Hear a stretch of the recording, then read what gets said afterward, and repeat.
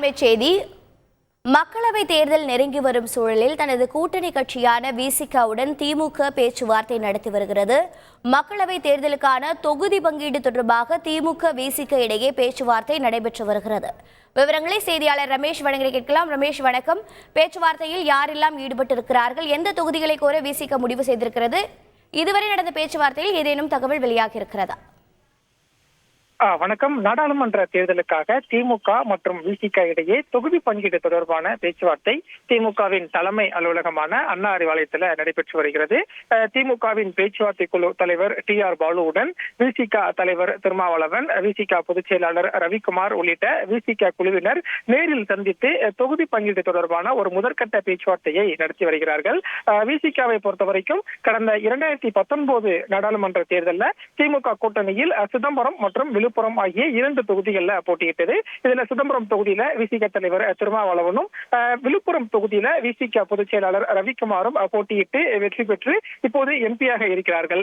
இந்த சூழல்ல 2024 நாடாளுமன்ற தேர்தலுக்காக திமுக கூட்டணி கட்சிகளோடு பேச்சுவார்த்தை நடத்தி வரக்கூடிய சூழல்ல தான் இன்றைய தினம் விசிகாவோடு பேச்சுவார்த்தை என்பது நடைபெற்று வருகிறது.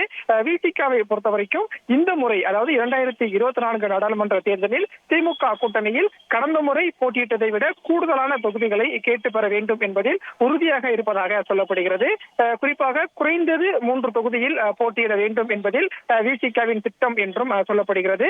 அதற்காக ஏற்கனவே போட்டியிட்ட சிதம்பரம், விழுப்புரம் உட்பட கூடுதலாக பெரம்பலூர், கள்ளக்குறிச்சி, திருவள்ளூர், காஞ்சிபுரம் உள்ளிட்ட ஒரு 6 தொகுதிகளின் பட்டியலை கொடுத்து இந்த 6 தொகுதியில் இருந்து ஒரு பொது தொகுதி உட்பட குறைந்தபட்சம் 3 தொகுதி ஒதுக்க வேண்டும் என்று விசிக இந்த பேச்சுவார்த்தையின் போது கேட்டு வருவதாக தெரிகிறது.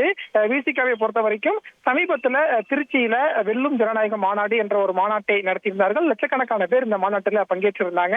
அந்த மாநாடு விசிகாவுக்கு ஒரு மிகப்பெரிய நம்பிக்கையை கொடுத்திருப்பதால் கடந்த முறை போட்டியிட்டதை விட இந்த முறை கூடுதல் தொகுதியில் போட்டியிட வேண்டும் என்று விசிக விருப்பம் தெரிவித்து அதற்கான பேச்சுவார்த்தையிலும் ஈடுபடும் நிலையில் திமுகவை பொறுத்த வரைக்கும் மற்ற கூட்டணி கட்சிகளுக்கு தொகுதி ஒதுக்க வேண்டும், அதே போல விசிகாவுக்கும் தொகுதி ஒதுக்க வேண்டும் என்பதால் கடந்த முறை போட்டியிட்டது கொடுத்ததை போன்று 2 தொகுதி கொடுக்குமா அல்லது அதை விட கூடுதலான தொகுதியை விசிகாவுக்கு ஒதுக்குமா என்பதெல்லாம் இந்த பேச்சுவார்த்தைக்கு பின்னரே தெரிய வரும். இது முதற்கட்ட பேச்சுவார்த்தை. இதற்கு பிறகு ஒரு பேச்சுவார்த்தை இருக்கும். அப்போது தொகுதி இறுதி செய்யப்படும் என்றும் தகவல் வெளியாகி வருகிறது. தகவல்களை வழங்கியதற்கு நன்றி ரமேஷ்.